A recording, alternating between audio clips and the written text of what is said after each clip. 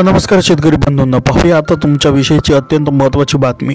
आता जो आंदोलन नागपूरमध्ये सुरू होता त्या संबंधीची बातमी आहे।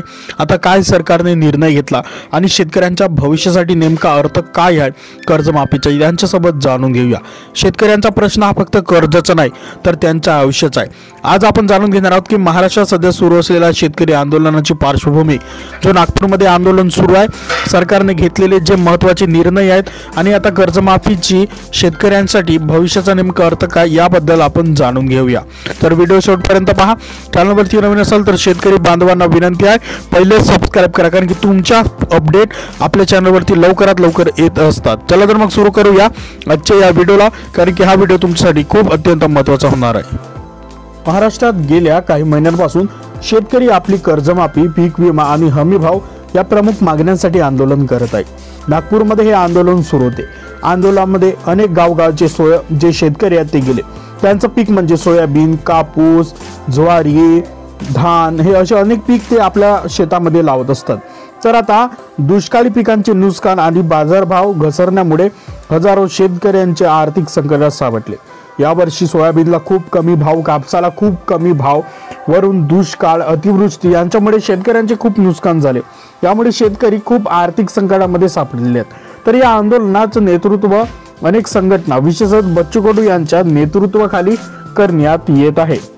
तर याच पार्श्वभूमीवर आता सरकारने जे निर्णय जाहीर केले, आपले फडणवीस साहेब मुख्यमंत्री यांनी निर्णय जाहीर केले की शेतकऱ्यांच्या कर्जमाफीबाबतचा अंतिम निर्णय दिनांक 30 जून 2026 पूर्वी घेण्यात येईल असं जाहीर केले। काल बैठक झाली बच्चू कडू साहेब आणि आपले मुख्यमंत्री साहेब यांच्यामध्ये, तर त्यामध्ये हा निर्णय घेता आला। म्हणजे शेतकऱ्यांच्या कर्जमाफीबाबतचा जो अंतिम निर्णय आहे 30 जून 2026 पर्यंत घेण्यात येईल।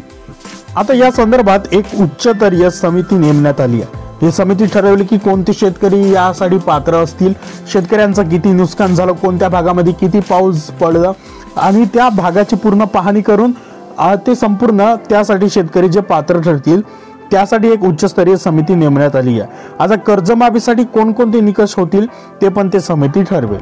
त्यानंतर आणि राज्याच्या अर्थसंकल्पावर त्याचा किती परिणाम होईल। सरकारने ही स्पष्ट केली की आता सर्वसाधारण कर्जमाफी शक्य नाही, परंतु पीक नुकसानीची भरपाई आणि पुनर्गठन योजना तात्काळ राबवली जाणार आहे असे सरकारने सांगितलेले आहे। आता यावर शेतकऱ्यांची प्रतिक्रिया काय होती? सरकारच्या या घोषणेनंतर काही संघटनांनी आंदोलन तात्पुरते स्थगित केले आहे, परंतु त्यांनी इशारा दिलाय की जर 2026 पर्यंत निर्णय झाला नाही तर आंदोलन पुन्हा तीव्र करण्यात येईल असा त्यांनी संघटनांनी तात्पुरते स्थगिती केली आहे, पण असा इशारा दिलाय।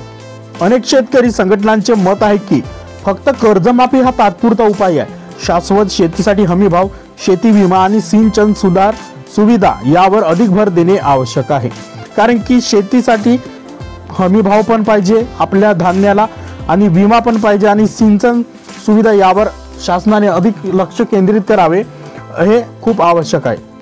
आता अर्थतज्ञ सांगतात की मोठ्या प्रमाणावर कर्जमाफी केल्यास राज्याच्या अर्थसंकल्पावर हजारो कोटींचा भार येतो, म्हणून राज्य सरकारने यावेळी टार्गेटेड योजना राबवण्याचा विचार केलाय।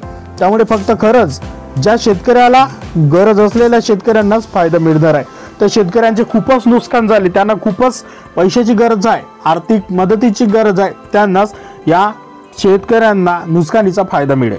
त्याचबरोबर शेतीतील उत्पादन खर्च कमी करणे, थेट बाजारपेठेत विक्रीला प्रोत्साहन देणे आणि डिजिटल कृषी कर्ज वाढवणे हे उपाय पुढील टप्प्यामध्ये घेतले जाणार आहेत। शेतकऱ्यांचा कर्जमाफीचा प्रश्न हा केवळ आकड्यांचाच नाही, तर तो न्याय जगण्याचा आणि आशेचा प्रश्न आहे। सरकारच्या वचनानुसार जर जून 2026 पर्यंत ठोस निर्णय झालाय तर हजारो शेतकऱ्यांना नवजीवन मिळेल। हजारो शेतकऱ्यांमध्ये आशा येईल की आपल्याला चांगली शेती आपली केली पाहिजे, पण तोपर्यंत आपली भूमिका जागरूक राहणे आणि आपल्या हक्कासाठी एकत्र राहणे हीच खरी ताकद आहे। तर शेतकरी बांधवांना विनंती आहे, चॅनलवरती नवीन असाल तर चॅनलला सबस्क्राइब करा, की तुमच्यासाठी अशा महत्त्वाच्या अपडेट आपण घेऊन येत असतो। व्हिडिओ आवडला असेल तर लाईक करा आणि हा व्हिडिओ तुमच्या शेतकरी बांधवांना नक्की कळवा, जेणेकरून पाठवा, त्यांना पण खूप माहिती